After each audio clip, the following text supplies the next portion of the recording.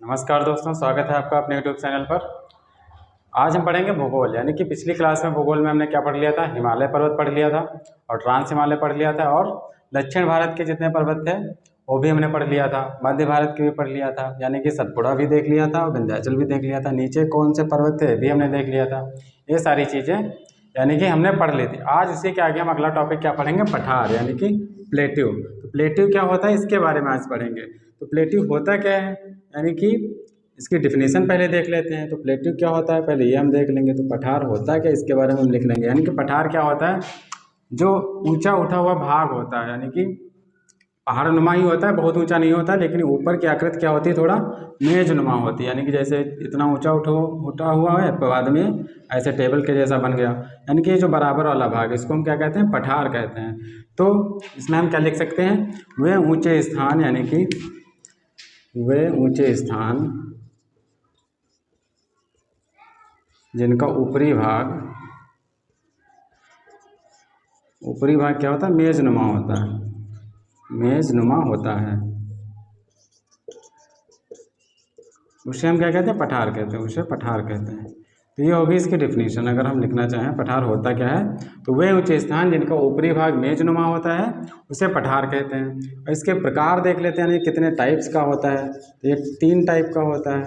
कौन कौन से टाइप होते हैं पहले ये देखेंगे, कौन कौन से टाइप होते हैं। तो पहला क्या हो जाएगा हमारा, एक होता है अंतः पर्वतीय पठार। अंतः पर्वतीय पठार ये क्या होता है, जैसे यहीं से पता चल रहा है कि अंतः पर्वतीय यानी कि पर्वत के बीच में, जैसे मान लीजिए ये पर्वत बना हुआ है, यहाँ पे जैसे पठार बन गया, तो अंतः पर्वतीय जो पठार होता है वो पर्वतों के बीच में होता है। नंबर 2 हमारा क्या होगा, एक होता है वेलकोनो यानी कि ज्वालामुखी पठार।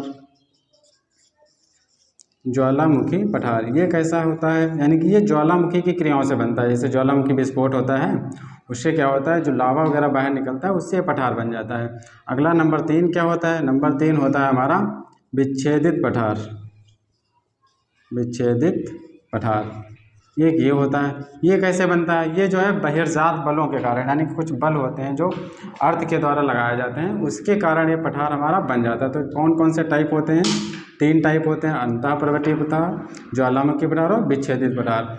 अब इसके बारे में हम डिटेल में देखेंगे, यानी कि इसको जानते कैसे, इसकी डिफिनीशन क्या होती है और कौन कौन से प्रकार होते हैं, कहाँ कहाँ पे स्थित है, इसके बारे में हम अगला देखते हैं। जैसे नंबर 1 पहले देख लेते हैं। नंबर 1 हमारा क्या है, अंतः पर्वतीय पठार। तो अगर इसके बारे में हम लिखेंगे यहाँ पे, अंतः पर्वतीय पठार किसे कहते हैं, तो ये हो जाएगा हमारा, जैसे इसमें हम क्या लिख सकते हैं, पर्वतों के मध्य स्थित होते हैं, तो इसमें हम यही लिख सकते हैं, ये पठार पर्वतों के मध्य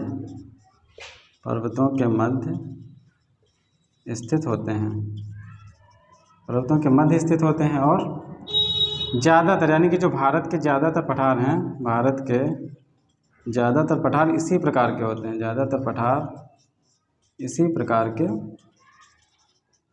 पाए जाते हैं या होते हैं। तो ये हो गया इसके बारे में। और ये कहाँ पाए जाते हैं, ये जैसे लगभग कई क्षेत्रों में पाए जाते हैं। यहाँ पे कर्नाटक में, झारखंड में, उड़ीसा में, सब इसी प्रकार के पठार पाए जाते हैं। तो ये हो गया। अब अगला हम देखते हैं ज्वालामुखी पठार। तो ज्वालामुखी पठार क्या होता है यहाँ पे देख लेते हैं, यानी कि ज्वालामुखी पठार किसे कहते हैं। अगर इसमें हम लिखेंगे तो ज्वालामुखी पठार इसकी डिफिनेशन हम क्या लिख सकते हैं, इसमें हम लिख सकते हैं, यानी कि ये जो है ज्वालामुखी क्रिया से बनते हैं। अगर इसमें हम लिखेंगे तो क्या लिखेंगे, ज्वालामुखी क्रिया से बनते हैं, ज्वालामुखी क्रिया से बनते हैं, ये ज्वालामुखी क्रिया से बनते हैं। और इसमें लिख सकते हैं, यानी कि लावा जब निकलता है तब बनते हैं, तो ये लावा निर्मित पठार होते हैं, लावा निर्मित पठार होते हैं।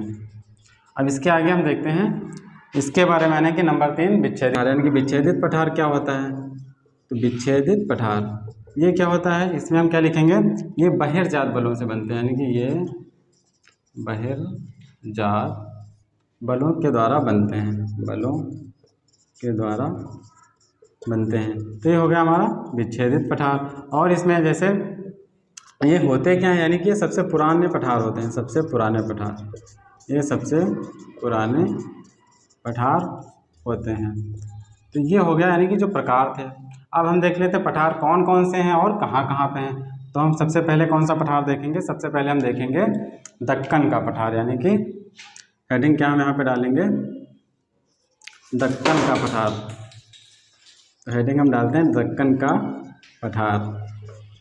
अब ये हो गया दक्कन का पठार। तो इसमें हम देखेंगे यानी कि दक्कन का पठार क्या होता है ये देखेंगे। तो जैसे ये क्या है, ये भारत का सबसे बड़ा पठार है, यानी कि भारत का सबसे बड़ा पठार है, सबसे बड़ा पठार है। तो ये भारत का सबसे बड़ा पठार है और ये किससे बना है? तो ये ज्वालामुखी क्रिया से बना है, ज्वालामुखी क्रिया से बना है। अब ज्वालामुखी क्रिया से बना है तो इसमें सबसे ज़्यादा क्या पाया जाएगा? यानी कि ये सबसे ज़्यादा बेसाल्ट चट्टानें, यानी कि हम इसमें और क्या लिख सकते हैं? सबसे ज़्यादा बेसाल्ट चट्टानें इसमें पाई जाएंगी, बेसाल्ट चट्टानें। और इसमें क्या पाया जाएगा? यानी कि काली मृदा, क्योंकि काली मिट्टी इसमें ज़्यादा पाई जाएगी क्योंकि ये जो लावा निकलता है वो ब्लैक होता है। अब ये हमने देख लिया दक्कन का पठार। अब इसमें आगे हम देखते हैं और कौन इसमें होता है। तो आगे इसमें जैसे इसी के 3 टाइप, यानी कि इसी के विस्तार में 3 पठार होते हैं। कौन कौन से होते हैं पहले ये देख लेते हैं। यानी एक होता है दक्कन ट्रेप, दक्कन ट्रेप होता है, और एक क्या होता है? कर्नाटक का पठार, कर्नाटक का पठार, और एक इसमें क्या होता है? आंध्र प्रदेश का पठार। यानी कि ये इसी पूरे दक्कन के पठार का एरिया है, ये वाला पठार। तो ये हो गया आंध्र प्रदेश का पठार, आंध्र प्रदेश का पठार। अब ये देख लेते हैं यानी कि दक्कन का पठार होता क्या है। तो ये कैसा होता है? यानी कि ये सीढ़ी नुमा होता है। यहाँ क्या होता है? सीढ़ी नुमा, ये सीढ़ी नुमा होता है। और इसमें क्या होता है? यानी कि इसमें काली मृदा ज़्यादा होती है, क्योंकि ये लावा से बना हुआ है तो काली मृदा क्या होती है? ज़्यादा होती है, ज़्यादा होती है। यानी कि यहाँ पे प्लस लिख लेंगे, यानी इसका मतलब क्या होगा? काली मृदा ज़्यादा होती है। अब इसका स्टेट देख लेते हैं कौन कौन से स्टेट में है। तो दक्कन ट्रेप कहाँ कहाँ पे है? जैसे ये है हमारा गुजरात, महाराष्ट्र, गुजरात, महाराष्ट्र, कर्नाटक, मध्य प्रदेश और राजस्थान। इतने राज्यों में ये जो है दक्कन ट्रेप फैला हुआ है। अब अगला क्या है? कर्नाटक का पठार। तो इसमें क्या सबसे ज़्यादा पाया जाता है? इसमें पाया जाता है।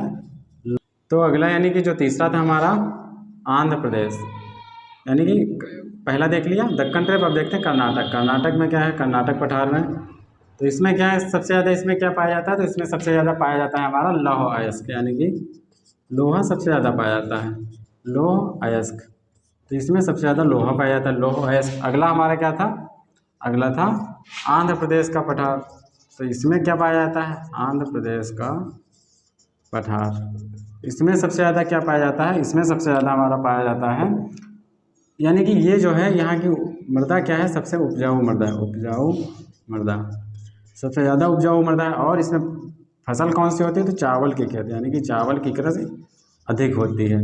अब जैसे हमने 3 देख लिए, कौन कौन से देख लिए? दक्कन का पठार देख लिया, कर्नाटक का पठार देख लिया, और ये आंध्र प्रदेश का। अब इसको हम देख लेते हैं मैप में, यानी कि मैप में कहाँ पे स्थित हैं। तो यहाँ पे जैसे हम देख लेंगे, सबसे पहले दक्कन ट्रेप देखा था। ये जो एरिया है, यानी कि ये जो एरिया है ये कौन सा हो जाएगा? ये दक्कन ट्रेप हो जाएगा। तो इसमें हम लिख सकते हैं, यहाँ पे क्या लिख सकते हैं? दक्कन ट्रेप, ये दक्कन ट्रेप हो जाएगा। इसी से जुड़ा हुआ क्या है? कर्नाटक है, कर्नाटक का पठार। तो यहाँ पे क्या हो जाएगा? कर्नाटक का पठार हो जाएगा। तो इसमें भी लिख लेते हैं कर्नाटक का पठार, कर्नाटक का पठार। और इसी के जस्ट नीचे यानी कि कर्नाटक का पठार हो गया। और यहाँ पे जैसे इसके थोड़ा ऊपर यहाँ पे जो आंध्र प्रदेश का एरिया है, तो यहाँ पे क्या हो जाएगा? आंध्र प्रदेश का पठार, आंध्र प्रदेश का पठार।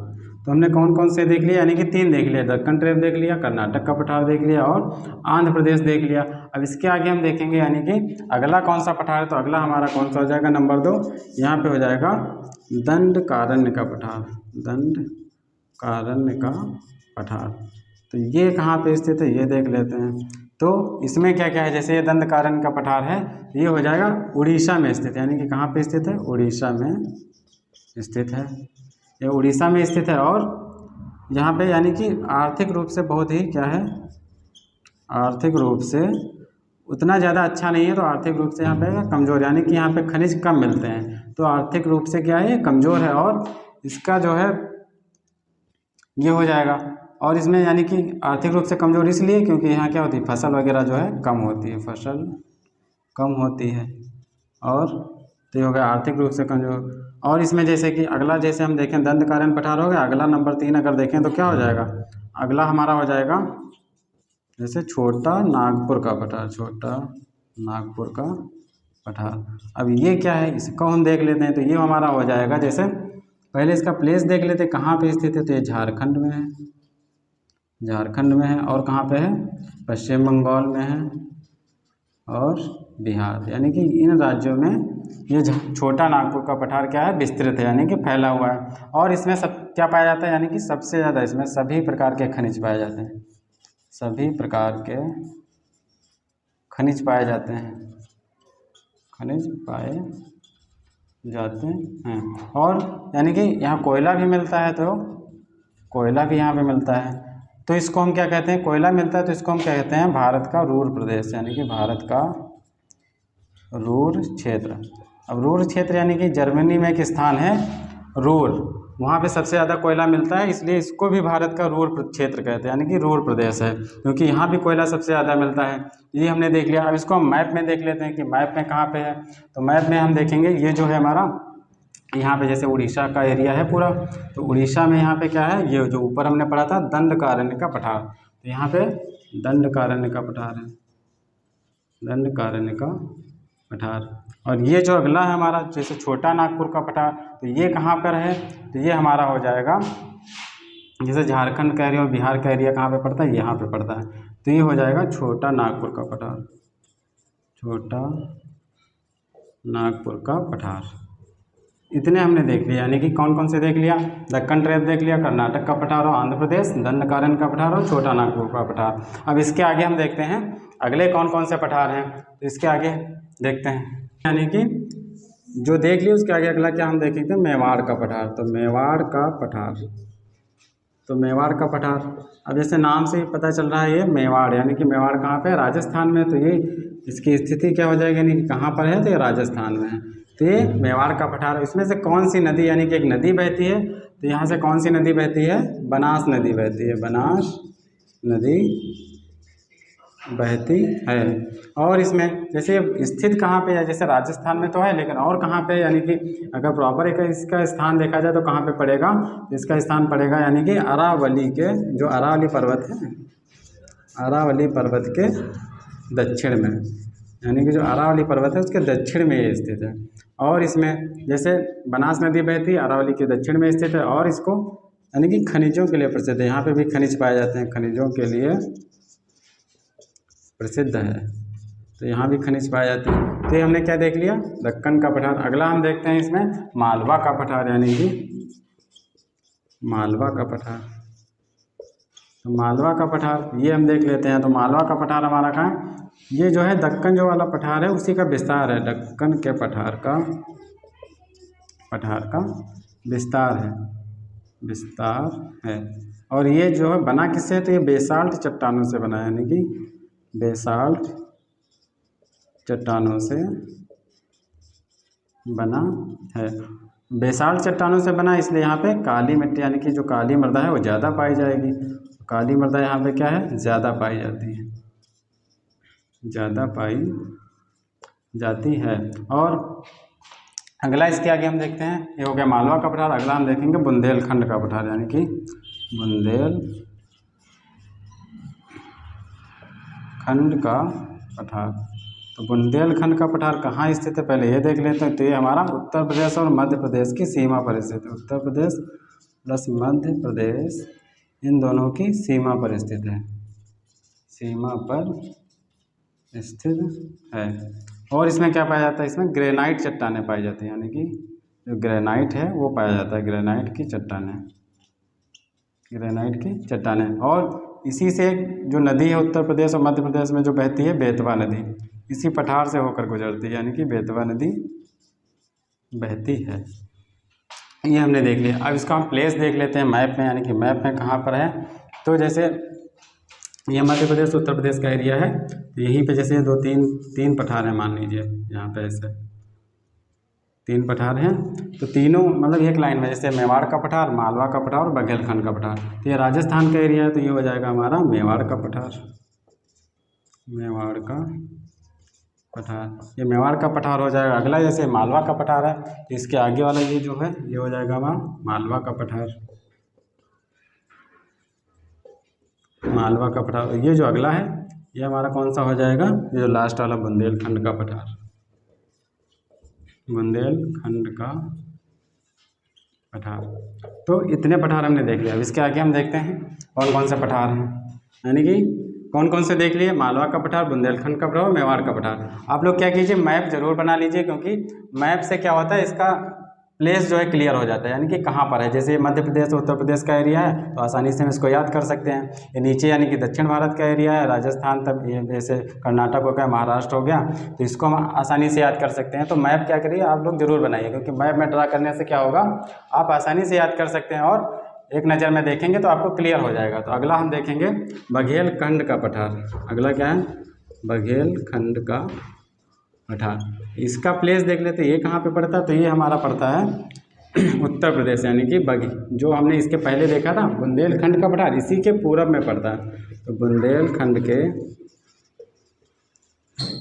पठार जो है, बुंदेलखंड का पठार के पूर्व में पड़ता है, इसी के पूरब में, यानी कि जैसे ये बुंदेलखंड का पठार इसी के पूरब, यानी कि पूरा साइड वाला एरिया ये हो जाएगा। तो यहाँ पे कौन सा पठार पड़ता है, यहाँ पे पड़ता है बघेलखंड का पठार। तो यहाँ से क्या मतलब, यहाँ से जो है यह सोन नदी और महानदी को अलग करता है। सोन नदी और महानदी को अलग करता है, यानी कि इनको डिवाइड कर देता है, अलग अलग कर देता है, अलग करता है। और यहाँ पे लिख लेंगे यूपी प्लस एमपी, यानी कि दोनों राज्यों में है। और ये क्या करता है, ये यहाँ से एक जो केन नदी है यहाँ से बहती है, यानी कि केन नदी भी बहती इसी में होकर के, केन नदी बहती है। अब इसके आगे यानी कि ये देख लिए, इसके आगे जैसे जो बिल्कुल उत्तर साइड में पड़ते हैं उनके बारे में हम देखते हैं। तो पहला हम देखेंगे क्या हो जाएगा, पहला हो जाएगा शिलांग का पठार। शिलांग तो ये उत्तर भारत में नहीं है, तो उधर पड़ता है मेघालय की राजधानी में, तो ये शिलांग को पठार। इसके बाद हम देखेंगे जो उत्तर भारत में पड़ते हैं, यानी कि ऊपर उत्तर वाले। तो शिलांग का पठार कहाँ पड़ेगा, ये जो है मेघालय, यानी कि जो मेघालय राज्य है, इसमें हम लिख सकते हैं मेघालयी पहाड़ियों के बीच। मेघालयी पहाड़ियाँ यानी कि पिछली क्लास में हम बता चुके हैं कौन कौन सी मेघालय में पहाड़ियाँ स्थित हैं। तो यहाँ पे गारो, खासी और जयंतिया, गारो, खासी और जयंतिया, ये जो पहाड़ियाँ हमने कल वाली क्लास में पढ़ी थी, इसके पहले वाली क्लास में ये पहाड़ियाँ हम बता चुके हैं। उसी के बीच में कौन सा पठार पड़ता है, शिलांग का पठार पड़ता है। और ये आकृति अगर इसकी देखी जाए तो कैसी है, इसकी आकृति भी लिख लेंगे। तो इसकी आकृति क्या है, कीपनुमा, यानी कि कीपनुमा आकृति है इसकी, कीपनुमा आकृति, ये हो गया। और यहाँ से खनन किसका होता है, कोयले का खनन, यानी कि यहाँ से कोयला प्राप्त होता है, तो यहाँ से कोयला प्राप्त होता है। तो ये हमने देख लिया बघेलखंड का पठार और शिलांग का पठार। इसके आगे हम देखते हैं जो यहाँ पे उत्तर भारत में यानी कि ऊपर की ओर पड़ते हैं पठार, तो वो हम देखते हैं। इसमें देख लिया यानी कि शिलांग का पठार देख लिया। तो शिलांग का पठार जैसे मेघालय है यहाँ पे, तो मेघालय वाले एरिया में पड़ेगा यहाँ पे, तो ये हो जाएगा शिलांग का पठार। अगर इसमें लिखेंगे आप तो यहाँ पे लिख लेंगे शिलांग का पठार, शिलांग का पठार, ये हो गया। अब इसमें देखते हैं सबसे इम्पोर्टेंट पॉइंट कौन कौन से हैं, यानी कि जो एग्ज़ाम में पूछे जाते हैं। वैसे सारे पूछे जाते हैं, लेकिन ये ज़्यादातर एग्जाम में सबसे ज़्यादा पूछा जाता है। तो पहला अगर हम देख लेंगे इसमें कौन सा हो जाएगा, दूसरा और तीन, यानी कि ये 3 क्वेश्चन बहुत ही इंपॉर्टेंट है। तो पहला हो जाएगा लद्दाख का पठार, लद्दाख का पठार। और दूसरा यानी कि पहले लद्दाख का पठार है क्या, ये देख लेते हैं। यानी कि अगर भारत का सबसे ऊंचा पठार पूछा जाए तो ये हो जाएगा, यह भारत का सबसे ऊंचा पठार है, सबसे ऊंचा पठार है। तो लद्दाख का पठार यानी कि सबसे ऊंचा, भारत का ही सबसे ऊंचा पठार कौन सा हो जाएगा, लद्दाख का पठार हो जाएगा। अगला नंबर 2 कौन सा हो जाएगा, नंबर 2 हो जाएगा तिब्बत का पठार, तिब्बत का पठार। अब देखिए ये भारत का सबसे ऊंचा पठार था, लेकिन ये तिब्बत का पठार क्या हो जाएगा, पूरे वर्ल्ड यानी कि पूरे विश्व का सबसे ऊंचा पठार हो जाएगा, विश्व का सबसे ऊंचा पठार। ये हो जाएगा विश्व का सबसे ऊंचा पठार। अगला नंबर 3 यानी कि पामीर का पठार, पामीर का पठार। तो ये भारत का सबसे ऊंचा होगा या विश्व का सबसे ऊंचा होगा, और ये जो पामीर का पठार है ये क्या हो जाएगा, ये सबसे बड़ा पठार हो जाएगा, यानी कि विश्व का सबसे बड़ा पठार, सबसे बड़ा पठार। तो आज हमने क्या देख लिया, यानी कि जितने भी पठार थे हमारे इंडिया में वो सब हमने देख लिए। सबसे बड़ा पठार, सबसे ऊंचा पठार और भारत का सबसे ऊंचा पठार, ये सब हमने आज की क्लास में देख लिया। इसी तरह से आप लोग क्या करिए, वीडियो को देख लीजिए और जो है एक दो बार रिवाइज कर लेंगे, आराम से याद हो जाएंगे। इसके अगली क्लास में हम देखेंगे इसका नेक्स्ट टॉपिक। तब तक के लिए हमारे साथ बने रहिए। कैसा लगा वीडियो, लाइक करें, शेयर करें, सब्सक्राइब करें। धन्यवाद।